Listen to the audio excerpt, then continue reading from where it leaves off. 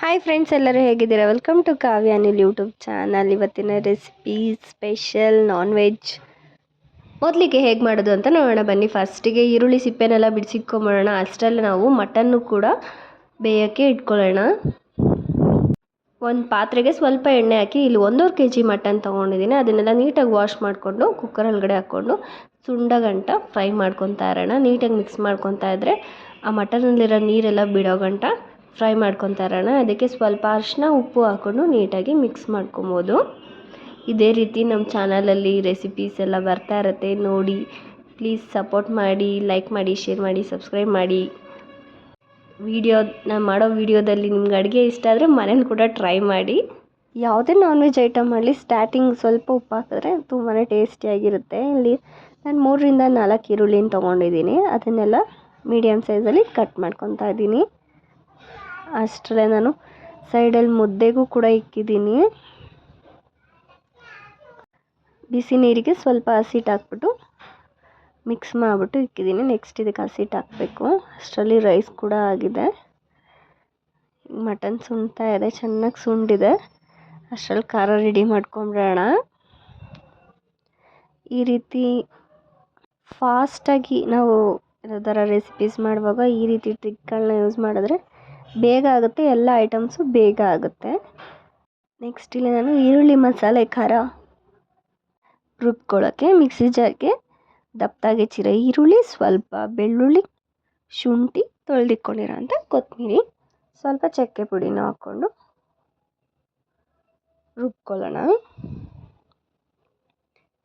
ಈ ರೀತಿ ಪ್ರೊಸೆಸಲ್ಲಿ ಮಾಡಿದ್ರೆ ತುಂಬಾ ಚೆನ್ನಾಗಿರುತ್ತೆ. ಈರುಳ್ಳಿ ಖಾರ ಸಪ್ರೇಟ್ ಹಾಕಬೇಕು, ಖಾರ ಪುಡಿ ಸಪ್ರೇಟ್ ಹಾಕಬೇಕು. ಆ ರೀತಿ ಮಾಡಿಕೊಂಡ್ರೆ ತುಂಬಾ ಚೆನ್ನಾಗಿರುತ್ತೆ. ಇವಾಗ ಈರುಳ್ಳಿ ಖಾರ ಎಲ್ಲ ರುಬ್ಬಿದ್ದಾಗಿದೆ, ಅದನ್ನೆಲ್ಲ ಹಾಕ್ಕೊಳ್ಳೋಣ. ಮಟನ್ ಪೀಸ್ ಚೆನ್ನಾಗಿ ಬೇಯೋವರೆಗೂ ಈರುಳ್ಳಿ ಖಾರದಲ್ಲಿ ಸುಂಡಿಸ್ಕೊಳ್ಳೋಣ. ಈರುಳ್ಳಿ ಖಾರದಲ್ಲಿ ಅರ್ಧ ಬೆಂದರೂ ಸಾಕಾಗುತ್ತೆ.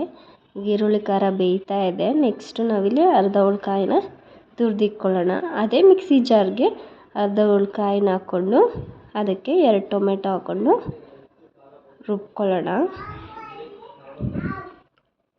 ಈಗ ರುಬ್ಬಿದ್ದೆಲ್ಲ ಆಗಿದೆ. ಈರುಳ್ಳಿ ಖಾರನೂ ಚೆನ್ನಾಗಿ ಬೆಂದಿದೆ. ಅದಕ್ಕೆ ಖಾರ ಪುಡಿ ಹಾಕ್ಕೊಂಡು ಮಿಕ್ಸ್ ಮಾಡ್ಕೊಳ್ಳೋಣ. ನಿಮ್ಗೆ ಎಷ್ಟು ಖಾರ ಬೇಕು ಅಷ್ಟು ಹಾಕ್ಕೊಬೋದು. ನಾನಿಲ್ಲಿ 1.5 ಸ್ಪೂನ್ ಖಾರ ಪುಡಿ ಹಾಕ್ಕೊಂಡು, ಖಾರ ಪುಡಿ ಎಷ್ಟು ಹಾಕ್ಕೊತೀರೋ ಧನಿಯಾ ಪುಡಿನೂ ಅಷ್ಟೇ ಹಾಕ್ಕೊಬೋದು. ಸ್ವಲ್ಪ ಧನಿಯಾ ಪುಡಿ ಜಾಸ್ತಿ ಹಾಕ್ಕೊಂಡ್ರೆ ಚೆನ್ನಾಗಿರುತ್ತೆ. ಇವಾಗ ನೀಟಾಗಿ ಚೆನ್ನಾಗಿ ಮಿಕ್ಸ್ ಮಾಡಿಬಿಟ್ಟು ಸ್ವಲ್ಪ ನೀರು ಹಾಕ್ಕೊಂಡು ಕುದಿಸ್ಕೊಳ್ಳೋಣ. ಖಾರ ಎಲ್ಲ ಬೆಂದಮೇಲೆ ನೀರು ಹಾಕ್ಕೊಂಡು ಕುದಿಸ್ಕೊಂಡ್ರೆ ಚೆನ್ನಾಗಿರುತ್ತೆ. ಖಾರದ ಪುಡಿ ಹಾಕಿದ ತಕ್ಷಣ ನೀರು ಹಾಕ್ಬೇಡಿ, ಸ್ವಲ್ಪ ಹಸಿ ವಾಸನೆ ಹೋಗೋವರೆಗೂ ಹಾಕ್ಕೊಂಡು ಆಮೇಲೆ ಹಾಕ್ಕೊಂಡ್ರೆ ಚೆನ್ನಾಗಿರುತ್ತೆ. ಈಗ ಈ ಖಾರ ಎಲ್ಲ ಬೆಂದಿದೆ ಅಲ್ಲ, ಇದಕ್ಕೆ ಕಾಯಿ ರುಬ್ಬಿರೋ ಅಂಥ ಮಸಾಲೆನ ಹಾಕ್ಕೊಳ್ಳೋಣ. ಈ ರೀತಿ ಖಾರದ ಪುಡಿ ಹಾಕ್ಕೊಂಡು ಬೇಯಿಸ್ಕೊಂಡ್ರೆ ಮಟನ್ಗೂ ಕೂಡ ಖಾರ ತುಂಬ ಚೆನ್ನಾಗಿ ಹಿಡಿದಿರುತ್ತೆ.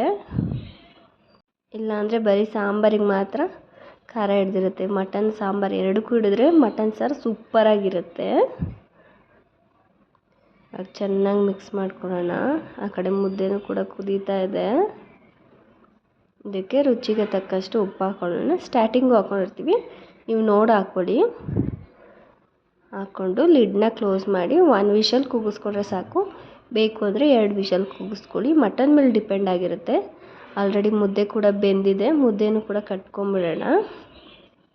ಮುದ್ದೆನ ತಿರುವಿ ಕಟ್ಟಿರ್ತೀನಿ, ಅಷ್ಟರಲ್ಲಿ ವಿಷಲ್ ಕೂಡ ಹೊಡೆಯುತ್ತೆ. ಈಗ ವಿಷಲು ಆಗಿದೆ. ಗ್ಯಾಸ್ನ ಆಫ್ ಮಾಡಿಕೊಂಡು ಪ್ರೆಷರ್ ಎಲ್ಲ ಹೋದ್ಮೇಲೆ ಕುಕ್ಕರ್ ಲಿಡ್ನ ಓಪನ್ ಮಾಡಿಕೊಂಡ್ರೆ ಪರ್ಫೆಕ್ಟಾಗಿರೋಂಥ ಮಟನ್ ಸಾಂಬಾರು ರೆಡಿಯಾಗಿರುತ್ತೆ. ಅದನ್ನು ಸರ್ವ್ ಮಾಡೋದು. Thank you for watching.